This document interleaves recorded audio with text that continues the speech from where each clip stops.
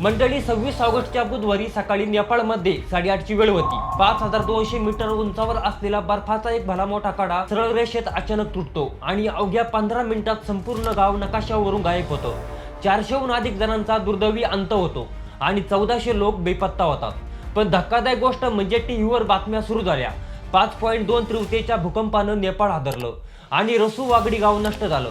पण हे पूर्णपणे पुढील 6 तासांमध्ये खोटं ठरतं। ना खाली जमीन हादरली होती, ना वर कोणतं हिमसरोवर फुटलं होतं। मग 5200 मीटर उंचीवर असलेल्या त्या एका कड्यानं 15 मिनिटात संपूर्ण रसूवागडी गाव, इमिग्रेशन ऑफिस आणि मितेरे पूल नदीच्या पात्रातून पूर्णपणे गायब कसं झालं? शांत आणि सुंदर दिसणाऱ्या या हिमालयाच्या कुशीत अचानक इतकं सगळं पाणी कुठून आलं?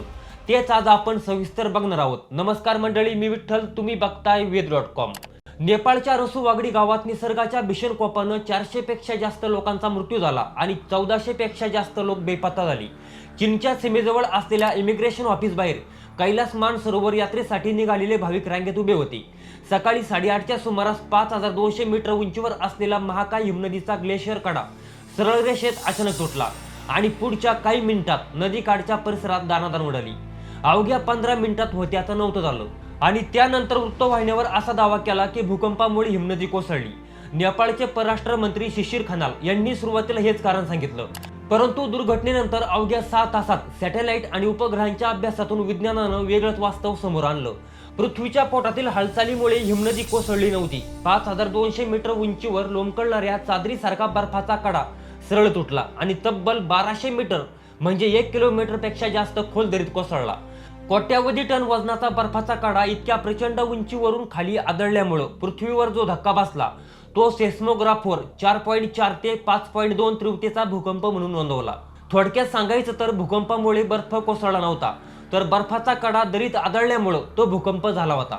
या आपत्तीमध्ये सर्वात मोठा वैज्ञानिक प्रश्न हा होता की वरती कोणताही मोठं हिमसरोवर फुटलेलं नसताना अचानक एवढं प्रचंड पाणी आणि चिखल कुठून आला?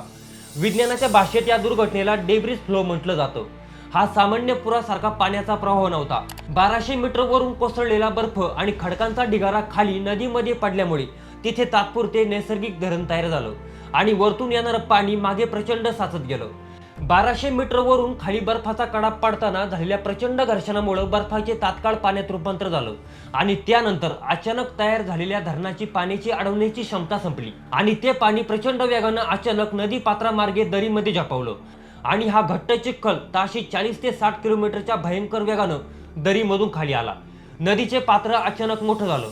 या प्रवाहात असलेली पाण्याची प्रचंड आदळण्याची ताकद कोणतीही मानवनिर्मित इमारत किंवा पूल सहन करू शकत नव्हता।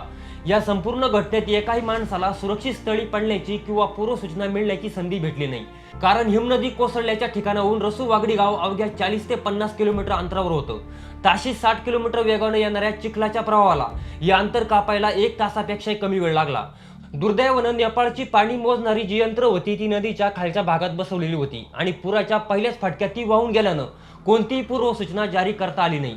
तर मंडळी, निसर्गाच्या या रौद्र रूपानं केवळ एक गाव किंवा रसूवागडीचा परिसर उद्ध्वस्त केला नाही, तर शेकडो कुटुंबांची स्वप्न एका क्षणात चिखलाखाली दफन केली। रसूवागडीत घडलेली ही घटना केवळ एका देशाची दुर्घटना नाही, तर संपूर्ण मानवजातीला निसर्गाकडून भेटलेला एक गंभीर इशारा आहे। हवामान बदलामुळे हिमालयासारखा अतिसंवेदनशील प्रदेश आज एक स्फोटक टप्प्यावर उभा आहे। निसर्गाच्या या प्रचंड तांडवापुढे मानवी तंत्रज्ञान आणि आधुनिक यंत्रणा किती हातबल ठरू शकतात हेच या घटनेनं पुन्हा एकदा दाखवून दिलं। निसर्गाच्या या भीषण कोपामागं हवामान बदल हे मुख्य कारण वाटतं का? तुमचं मत कमेंट बॉक्समध्ये नक्की सांगा। तसेच हा व्हिडिओ आवडला असेल तर व्हिडिओला लाईक करा आणि आपल्या वेद.com चॅनलला सबस्क्राईब करायला विसरू नका।